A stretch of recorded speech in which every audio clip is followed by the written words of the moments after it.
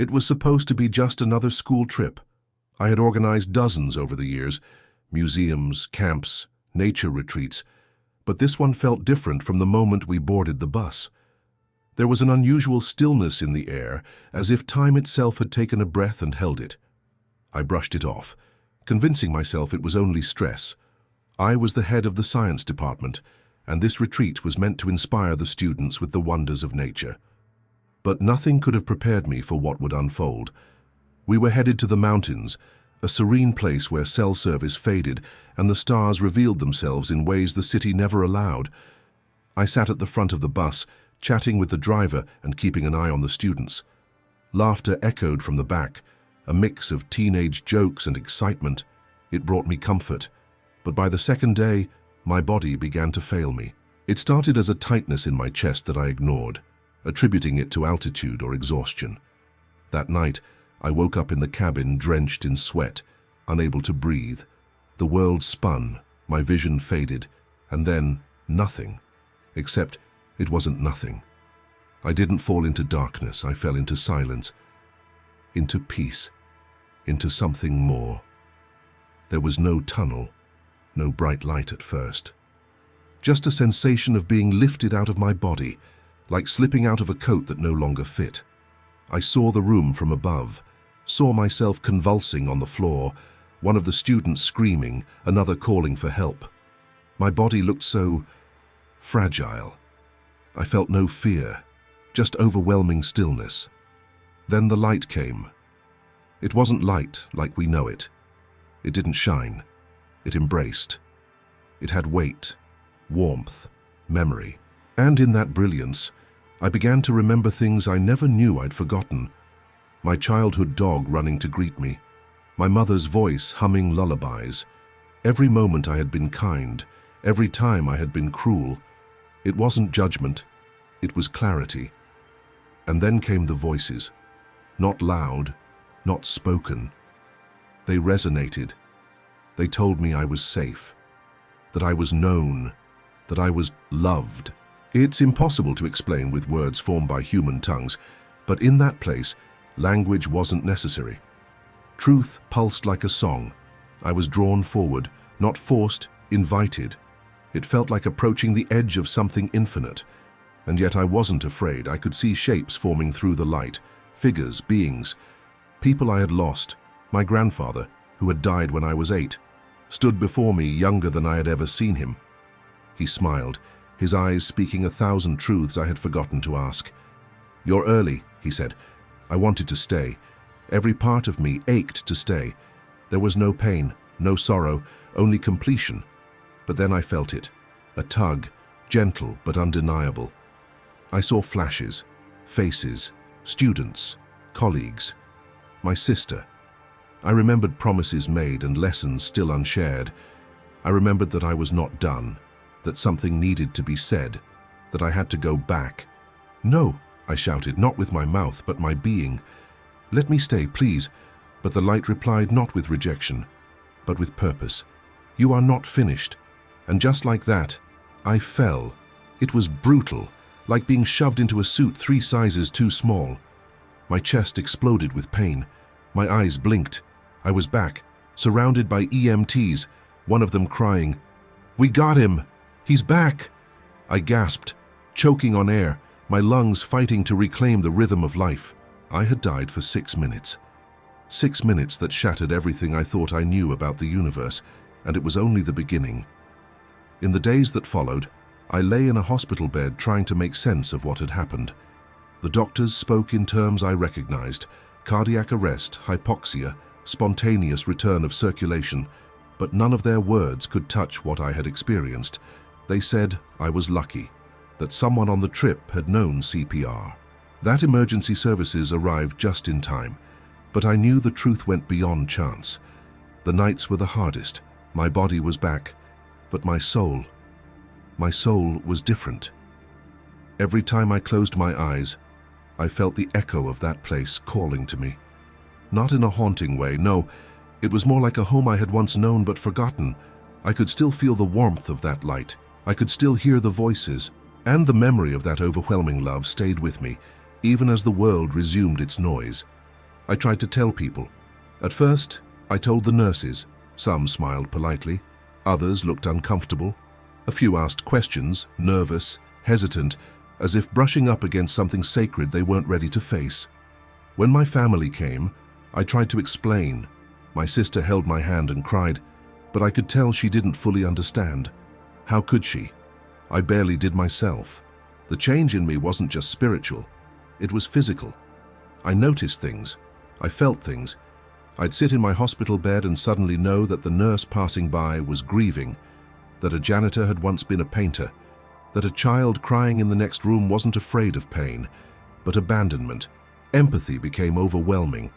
I had to ask to be moved to a quieter ward because the emotions in the ICU were too much to bear. One night, a chaplain visited me. He wasn't what I expected. Young, soft-spoken, with eyes that seemed far older than his face. He listened, really listened. And when I told him everything, he didn't flinch. He just nodded and said, "You've crossed the threshold. You saw the other side. That's a gift, but also a responsibility." A responsibility. That word echoed in me long after he left, because deep down, I knew he was right. I hadn't been sent back just to continue my old life. I had been sent back to remember, to share. And that terrified me more than death itself. What if people thought I was crazy? What if they dismissed it as hallucination? I had built a life on reason, on logic, on science. But no textbook, no lecture, no data point could explain what I had lived. My beliefs had fractured and reassembled into something new. Not a religion, not a dogma, but a truth as undeniable as gravity. We are more than our bodies. Death is not the end. I left the hospital 2 weeks later.